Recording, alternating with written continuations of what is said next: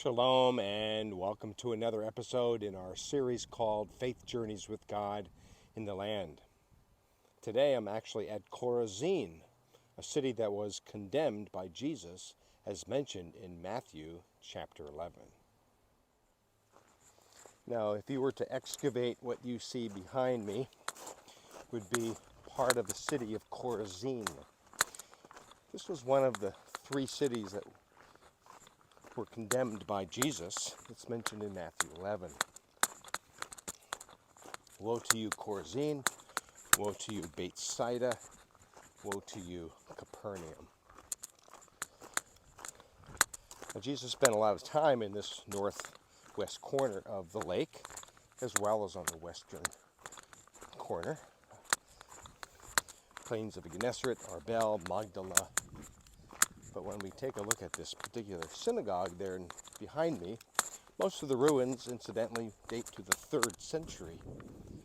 But it's interesting that just a couple years ago, they excavated down below this synagogue.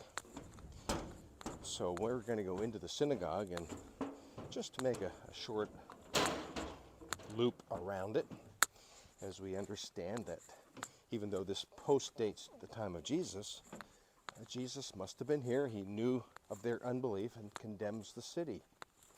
Now, that's very interesting because Jesus was one of compassion. He displayed his kingdom authority.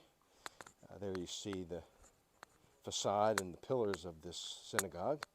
It is quite impressive, even though it dates to the 3rd century. But why would Jesus condemn this city as well as the other cities that I mentioned already? It was simply because they did not accept Jesus as the Messiah, which means they did not accept Jesus' teaching on the kingdom. And furthermore, that meant they did not accept the reign and rule of God in their lives. Now, this synagogue is made of basalt. It's stone from the Golan Heights.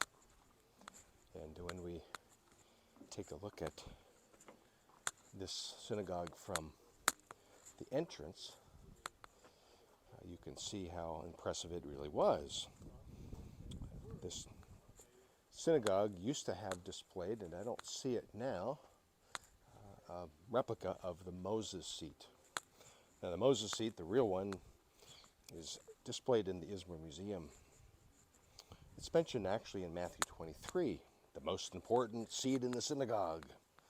And of course, Jesus, it's mentioned in Matthew 23, but then Jesus goes on to say, Woe to you, Pharisees and teachers of the law. He said that though you teach one thing, you don't even practice what you preach. Jesus was pretty much in line with Pharisaical teaching.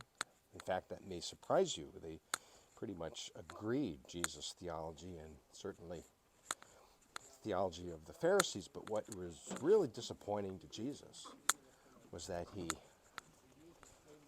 understood that he observed them not to do what they were teaching others to do. In other words, they were hypocrites. And certainly that doesn't imply that every single Pharisee was a hypocrite, because we have a couple mentioned actually in the Gospels, like Nicodemus and Joseph of Arimathea. But as we take a look at this synagogue from a distance now, why did Jesus condemn this city? It's because they did not accept him, which means they lived according to oral tradition. They did not accept his teaching, his particular way of interpreting the law. After all, Jesus, as it's mentioned in Matthew 5, came not to abolish the law, but to fulfill it. That means to put it on a firmer foundation. He really wanted people to know the law and apply it and practice it. And certainly as it related to his own identity as the Son of Man, a messianic term that's used in the Gospels, borrowed from the book of Daniel, these three cities apparently did not accept what he was doing, his miracles, his teaching, and certainly his identity as God's Son, as the one who came to be the anointed one, the Messiah. I hope that in our walk of faith that we don't lose sight of who Jesus is. Sometimes we can doubt in our faith walk what God is able to do for us, for instance, on our behalf. Maybe we doubt his presence with us.